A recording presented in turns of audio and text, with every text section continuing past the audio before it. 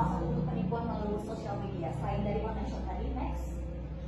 Dan hal yang dilakukan oleh para pebisnis tadi yang sangat disorientasi adab dalam berbisnis itu karena mereka khawatir tidak mendapatkan keuntungan yang banyak, tidak mendapatkan pelanggan yang banyak, tidak mendapatkan apa yang mereka inginkan.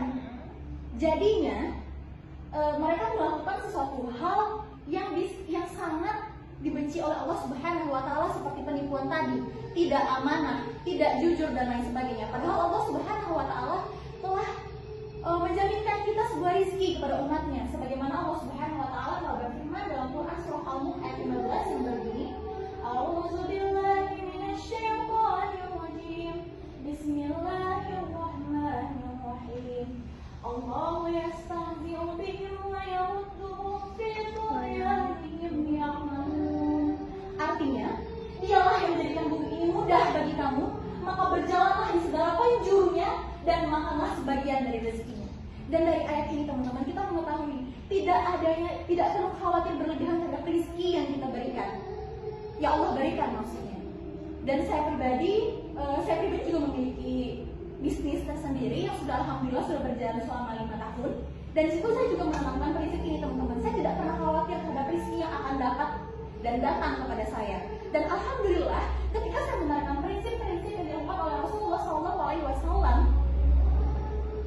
tidak adanya dalam sepengetahuan saya, tidak adanya pelanggan yang kecewa terhadap bagaimana cara saya melayani mereka, bagaimana cara kami memberikan barang sesuai dengan permintaan mereka dan lain sebagainya. Next.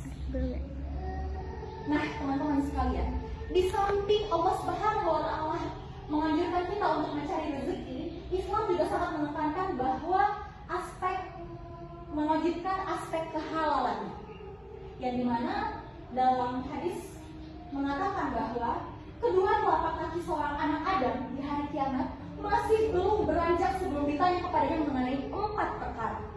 Yang pertama, tentang umurnya, apa yang dia lakukan. Yang kedua, tentang masa mudanya, apa yang dia lakukan. Yang ketiga, tentang hartanya, dari mana dia peroleh dan untuk apa dia belanjakan. Dan yang terakhir, yang keempat, tentang ilmunya, apa yang dia lakukan tentang ilmu. Hadis riwayat Ahmad. Selanjutnya, next. Oleh sebab itu, saya sebagai penulis tertarik untuk mengajar lebih dalam bentuk makalah dengan judul makalah Business Case for Society 5.0, yang dimana berasal dari adab berusaha ala Rasulullah SAW sebagai perjudian penerapan dalam perspektif Islam. Selanjutnya, baik teman-teman, di sini ada beberapa prinsip berbisnis ala Rasulullah SAW, yang dimana Rasulullah, kilas sedikit biografi Rasulullah, beliau mendapat gelar Al-Amin, yang dimana artinya terpercaya.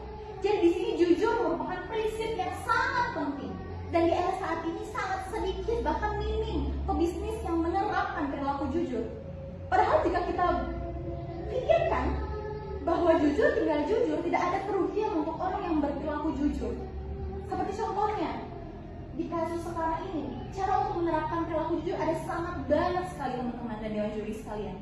Yang pertama, misalkan tidak mengurangi timbangan atau takaran, kemudian tidak menutupi kondisi barang, dan yang terakhir, menjual barang dengan harga sesuai kualitas. Ada banyak sekali penjual zaman sekarang yang menutupi kondisi barangnya.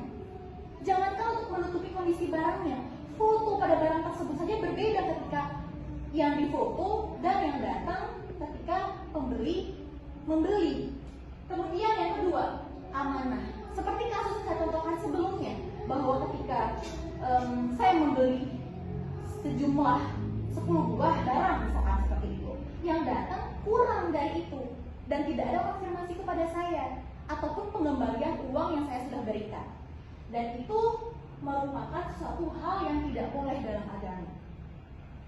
Kemudian yang ketiga yaitu cerdas. Pastinya di era Society 5.0 ini sudah bukan asing lagi dan sudah merupakan suatu hal yang tidak boleh kita lakukan, yang dimana pastinya daya saing dari segi teknologi, masyarakat yang terus memiliki daya pengetahuan yang lebih tinggi dan sebagainya mengharuskan kita untuk cerdas dalam berbisnis.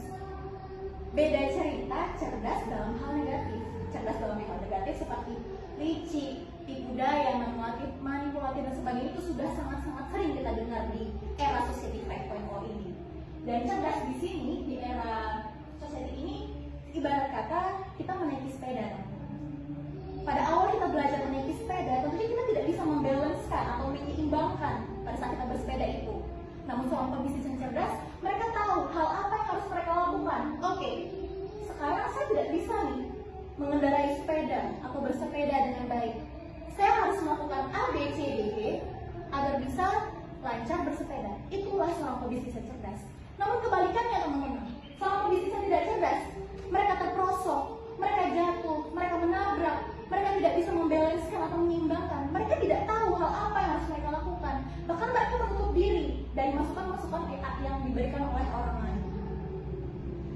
Oke, selanjutnya yaitu adil atau saling menguntungkan.